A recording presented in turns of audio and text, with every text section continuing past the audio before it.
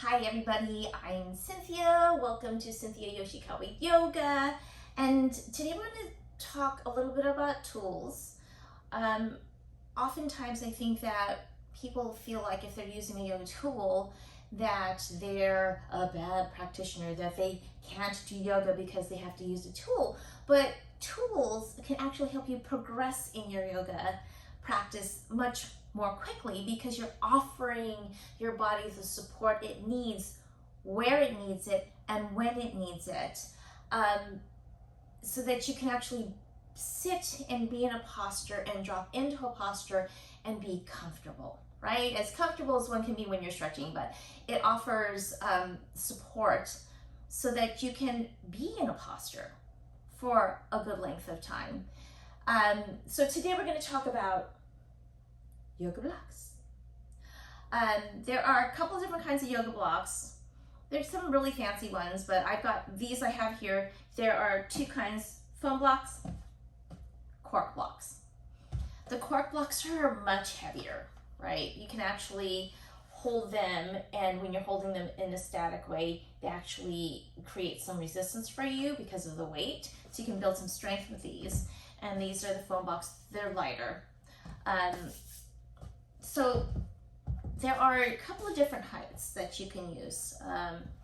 When you lay the blocks down like this, right, on the biggest surface it has, the flat surface, this is the lowest height that you can use for support. And then you can move them up if you need a little bit more support to the middle height, and then also to its tallest height if you need a lot of support. And that's going to depend on how you feel on any given day. It's not like, oh, I've graduated from the highest height of the block and I'm never going to use it again. No, it's just going to depend on the day and how you're feeling.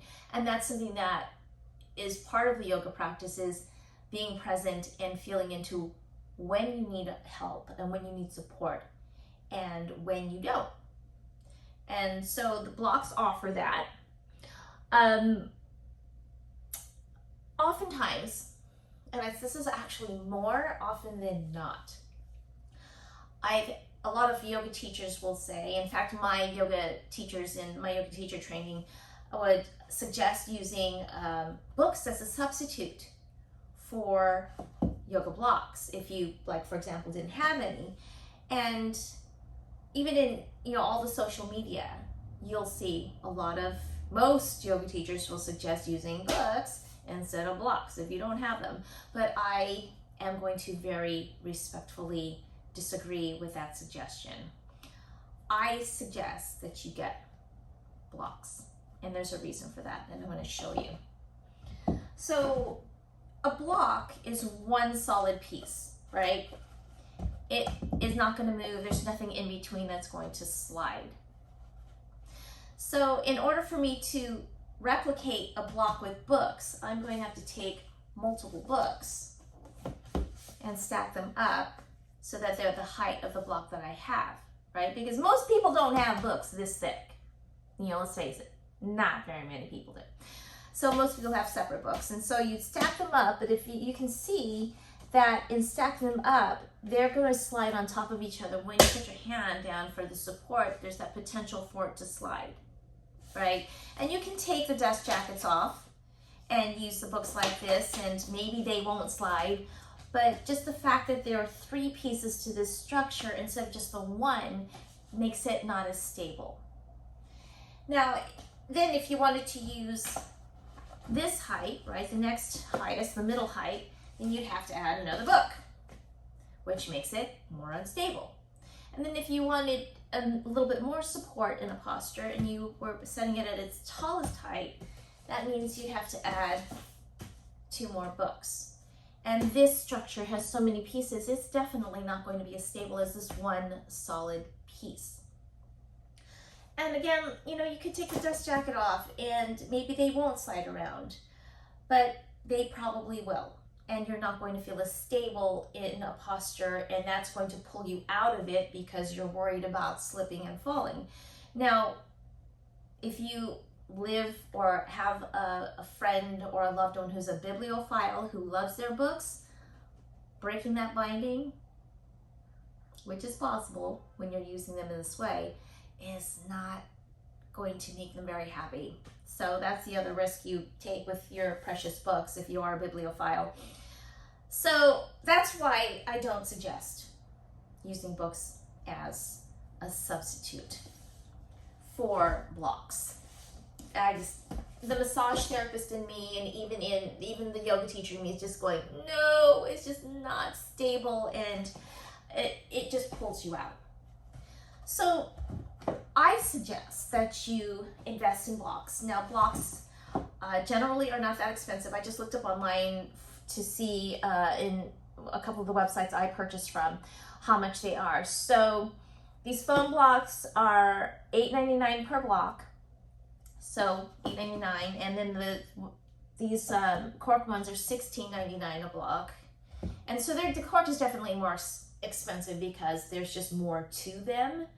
But I like them to be an option. They're nice and heavy, and they just don't budge. They don't budge. But you can also get them inexpensively. So I have found them at discount sporting goods stores. And I even went to this, it just happened to be in this Japanese tchotchke store. And they had foam blocks for like $5. So it is possible to find them fairly inexpensively. And then you can just have them and have a nice stable prop to use in your yoga practice. So yeah, yay for yoga blocks. No books, blocks, yes.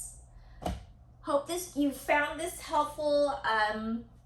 Before I actually blitz off here, sometimes my yoga students don't really know how to use their blocks, but they can use these in a variety of ways. So for a lot of my students, when they first start with me, they're trying to build strength, and they definitely want to build flexibility because they can feel the lack of flexibility in their bodies just in a seated position.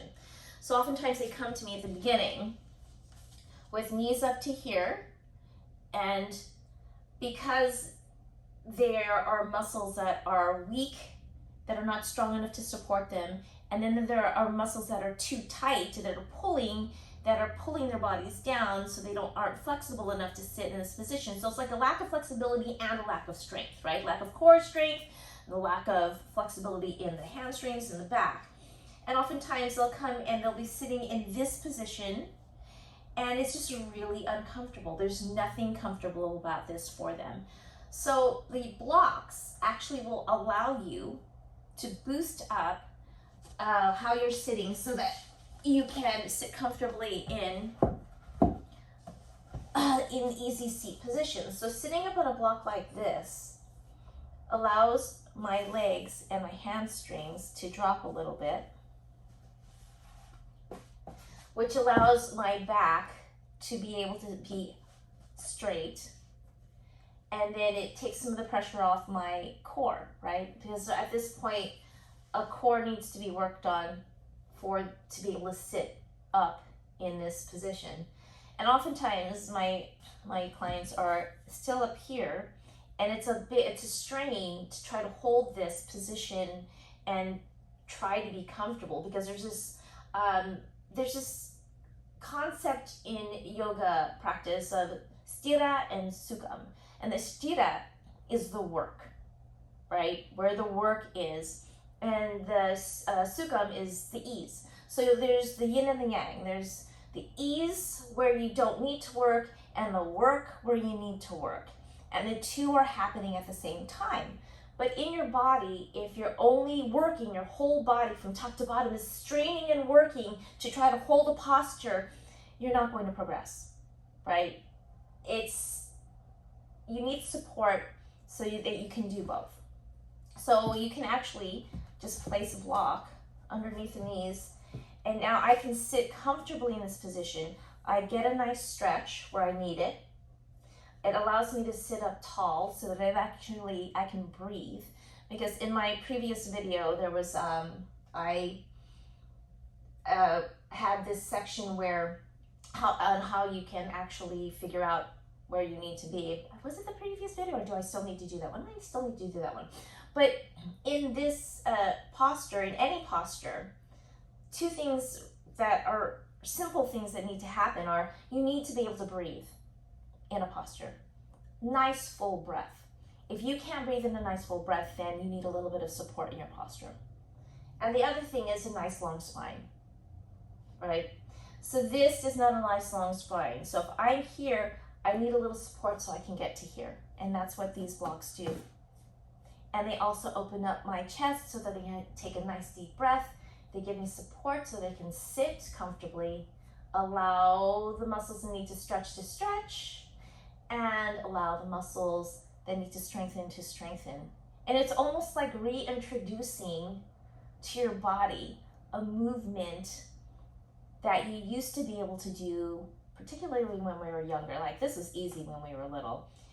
And allowing you to experience it again. It's like, say, reintroducing your body to movement that is actually good movement for you.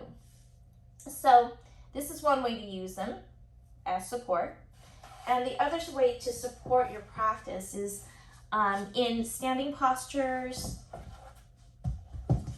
Oftentimes I have clients who come to me initially where forward fold is not comfortable and they need support. And instead of being here and straining to support yourself with these hamstrings really overly tight, if you have blocks, you can actually have a little support here,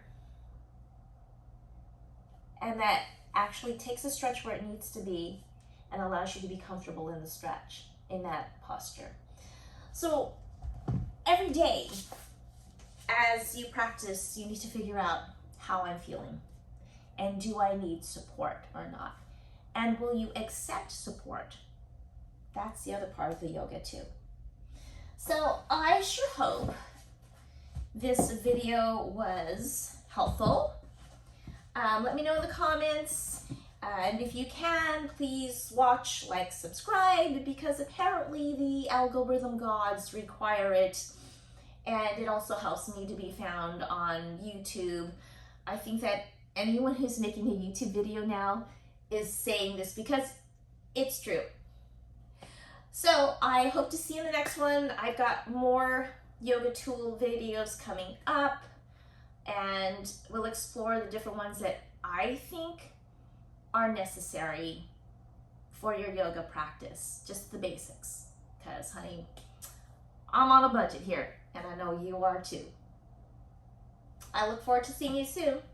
Bye.